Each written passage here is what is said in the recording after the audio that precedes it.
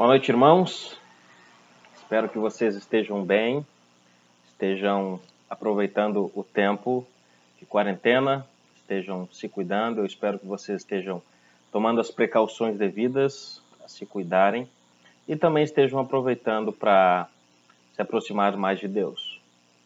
Esse é o meu desejo e eu quero acreditar que vocês estão fazendo isso. Mas hoje à noite eu gostaria de meditar com vocês em um texto que está lá em 1 Pedro, capítulo 1. Nós vamos ler apenas um versículo e vamos ponderar algumas coisas, vamos lembrar de algumas coisas que nós já estudamos. E eu acredito que esse texto vai nos encorajar mais ainda a estarmos firmes na nossa fé em meio a essa crise que estamos passando. Tá bom? Vamos ler o versículo 6 do capítulo 1 de 1 Pedro, tá bom? Diz assim: Nisso exultais, embora no presente, por breve tempo, se necessário, sejais contristados por várias provações. Vamos lembrar um pouco do contexto desse texto. Pedro está escrevendo para os irmãos que estão dispersos ali na região da Ásia Menor, tá bom? Os irmãos estão enfrentando algumas lutas, algumas tribulações, certo? Eles estão em crise. E Pedro tem como objetivo encorajar os irmãos, mostrando eles as verdades do Evangelho, as verdades da salvação que eles já obtiveram através da crença em Jesus Cristo. E não é muito diferente da nossa realidade hoje. Estamos passando por algumas crises, e essas crises têm mexido com a gente um pouco. E uma das coisas que nós deveríamos fazer quando nos pegamos assim um pouco abalados com as situações, com as crises, é lembrar daquilo que nós já temos em Jesus Cristo, daquilo que nós já obtivemos através da nossa fé, das promessas que Deus nos deu através de Jesus. E todas essas coisas, todas essas verdades fazem com que a gente volte para olhar para o foco, volte para olhar para o alvo, que é Jesus Cristo. Não são as crises. Olhar para as crises às vezes não nos fazem bem. Olhar para situações adversas só vão fazer com que o nosso coração se encha de tristeza, de medo, de tormento. E quando nós focalizamos nessas coisas, nós acabamos perdendo de vista o que realmente é importante, o que realmente importa para nós. E é o que Pedro está tentando fazer com os irmãos que estão dispersos aqui. Está tentando abrir os olhos deles, está tentando mostrar aquilo que eles já sabem, relembrando algumas verdades para eles. Do versículo 3 ao versículo 5, Pedro fala sobre a salvação e do que a salvação vem acompanhada. É como se fosse um combo, certo? Os irmãos foram regenerados e com essa regeneração eles receberam algo de presente, junto com a salvação, junto com a regeneração. Veja, no versículo 3 ele fala que Deus regenerou os salvos, os irmãos, os eleitos, pela sua misericórdia, para uma viva esperança. Algo que não tinham, agora tem, porque foram regenerados pela misericórdia do Senhor. No versículo 4 nos diz que essa salvação, que essa regeneração, também vem acompanhada de outra coisa, de uma herança incorruptível, sem mácula, imarcessível. E essa herança está reservada nos céus para vós outros, ou seja, para nós, para os eleitos. Então, fomos regenerados para uma viva esperança, para aguardarmos algo que não vai falhar. Fomos regenerados para recebermos uma herança, e essa herança está reservada nos céus para nós, ok? E tudo isso envolve a nossa salvação por meio de Jesus Cristo, por meio do nosso amado Salvador. No versículo 5 ele diz que nós somos guardados pelo poder de Deus. E esse guardados, eu quero acreditar que ele está se referindo à nossa herança, ou seja, ele nos guarda para que nós recebamos essa herança que está sendo guardada lá nos céus. No versículo 6, então, ele vai trazer a origem da alegria, vamos dizer assim. Ele diz, nisso exultais, nisso, se alegrem nisso. Olhem para essas verdades, olhem para essas promessas, olhem para a salvação que você já recebeu do Senhor, junto com essas outras bênçãos aqui, e se alegrem. Nisso exultais, embora no presente, por breve tempo, se necessário, sejais contristados por várias provações. A gente poderia parafrasear esse versículo seguinte, se alegrem nessas verdades que eu acabei de dizer para vocês, as verdades da salvação, o que envolve a salvação. Mesmo que agora, na atualidade, no presente de vocês, isso por um breve tempo, certo? Começou, mas vai terminar. Se necessário, vocês sejam, vamos dizer assim, assolados por várias provações.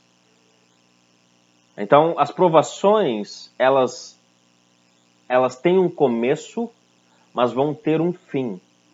E essas provações não devem ser o foco, não devem receber a importância num nível grande. Os nossos olhos devem estar focados na salvação, devem estar focados nas promessas que nós recebemos por meio da salvação em Cristo, e são nessas coisas que devemos nos alegrar. Se você olhar só para as provações, e às vezes elas são pesadas, você não vai conseguir ficar alegre. Você não vai conseguir pensar em outra coisa, senão tentar resolver o problema por si só. E às vezes o problema não se resolve pela força do nosso braço. Nós devemos passar por elas, esperando em Jesus, esperando nas promessas que Deus fez para nós. E nos alegrando nessas promessas que nós já temos, que estão guardadas para nós. É algo que nós não vamos perder. As promessas de Jesus são garantidas. Elas estão lá para nós. E é nisso que deve estar a nossa esperança. Essa esperança deve ser viva nas promessas, na herança que Deus tem guardado para nós. E tem nos guardado para que nós cheguemos até elas. Isso é o mais interessante. No versículo 7, já estamos encaminhando para o final, ele diz uma coisa muito interessante. Ele diz, para que uma vez confirmado o valor da vossa fé, muito mais preciosa do que ouro perecível, mesmo apurado por fogo, redunde em louvor, glória e honra na revelação de Jesus Cristo. Veja, o propósito das provações aqui. O propósito das provações é para que a nossa fé seja aumentada, seja fortificada, seja, vamos dizer assim, alimentada, seja nutrida. A nossa fé, ela é nutrida por várias coisas. Pelas bênçãos que Deus nos dá, pelas promessas que estão garantidas para nós, mas também pelas provações que Deus nos manda. Essas provações, elas servem como um autenticador na nossa fé. Ela serve para autenticar a nossa fé. E quando nós passamos por elas, por essas provações, a nossa fé fica mais sólida, fica mais forte. E isso é fantástico, porque Deus usa as provações para nos levar para mais perto dele, para aumentar a nossa confiança nele. Então, até as provações deveriam gerar alegria para nós. As verdades da salvação geram alegria para nós. As provações devem gerar alegria para nós, mas elas não devem ser o foco. É como ele diz aqui. Nisso exultais. Nisso o quê? Na salvação, na viva esperança, na herança que nós temos, em que nós somos guardados por Deus para chegarmos nessa esperança. E todas essas coisas devem nos trazer alegria, devem ser a origem da nossa alegria. E as provações, elas vêm, mas elas passam.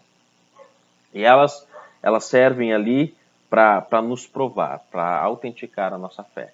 Então, que essas provações que estamos passando atualmente, assim como os irmãos para quem Pedro escreve, sejam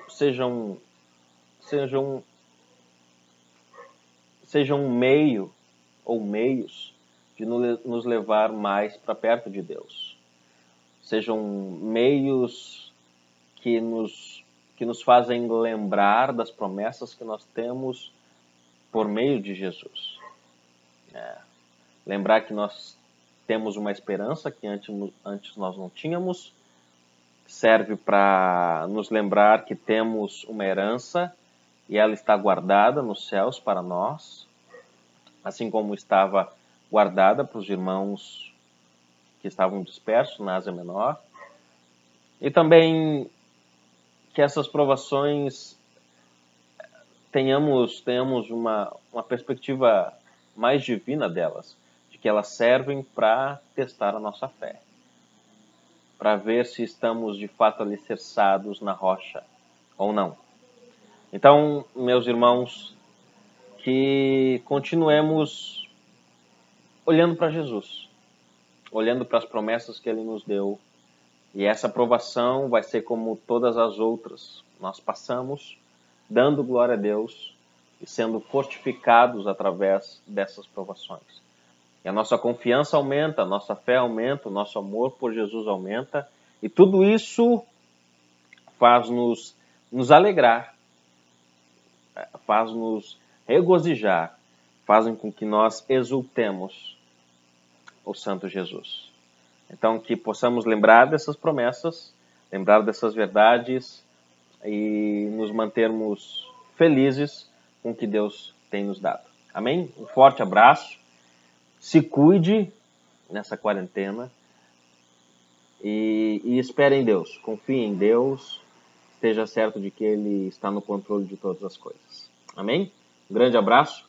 Estamos com saudade de vocês, orando para que toda essa crise passe logo e nós possamos nos reunir mais uma vez como de costume. Um grande abraço e que Deus abençoe vocês.